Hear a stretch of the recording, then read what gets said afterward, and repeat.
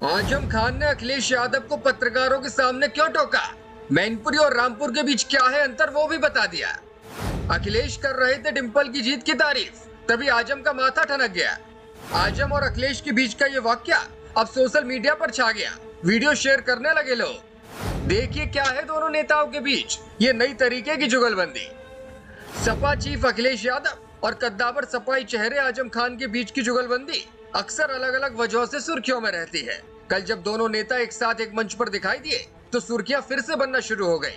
पत्रकारों ने अलग अलग मुद्दों पर सवाल पूछने शुरू कर दिए और इसी दौरान अखिलेश के बोलते बोलते आजम ने उन्हें बीच में टोकते हुए कुछ कह दिया।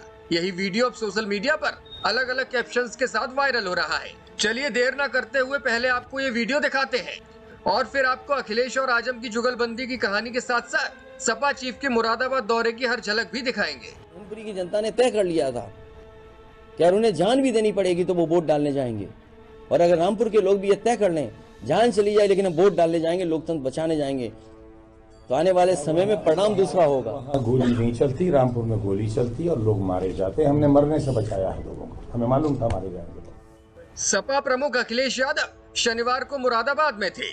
वे सपा के पूर्व विधायक हाजी यूसुफ अंसारी के बेटे की शादी में शामिल होने पहुंचे थे। उनके साथ आजम खान भी मौजूद थे। प्रशासन ने उनके हेलीकॉप्टर लैंडिंग की परमिशन नहीं दी थी, इस वजह से अखिलेश कार से पहुंचे और उन्होंने इसकी नाराजगी भी दिखाई। मुरादाबाद में अखिलेश ने मीडिया के सामने भाजपा पर जमकर निशाना साधा, मगर इसी बीच एक ऐसा मौका आया जब आजम खान ने अखिलेश की बात काट दी। दरअसल अखिलेश ने कहा, लोकसभा उपचुनाव में मैनपुरी के लोगों ने तय कर लिया था कि चाहे जान चली जाए लेकिन वो वोट डालने जरूर जाएंगे। अगर इसी तरह रामपुर के लोग भी तय कर लें कि चाहे जान चली जाए तो भी हम वोट डालने जरूर जाएंगे, लोकतंत्र बचाने जाएंगे, तो यहाँ का परिणाम भी कुछ और हो सकता था।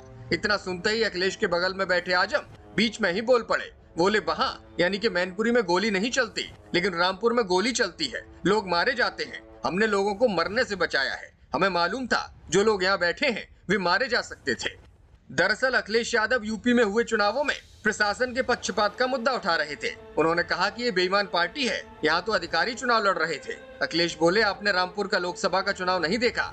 रामपुर में पुलिस लगाकर वोटरों को घर से निकलने नहीं दिया गया। लोकतंत्र में कभी चुनाव में ऐसा नहीं हुआ। इलेक्शन कमीशन की जिम्मेदारी थी कि ज्यादा से ज्यादा लोग वोट डालें, लेकिन ऐसा कुछ नजर नहीं आया। इसके साथ ही अखिलेश यादव ने कहा, देश में सरकार का अन्याय लगातार बढ़ रहा है।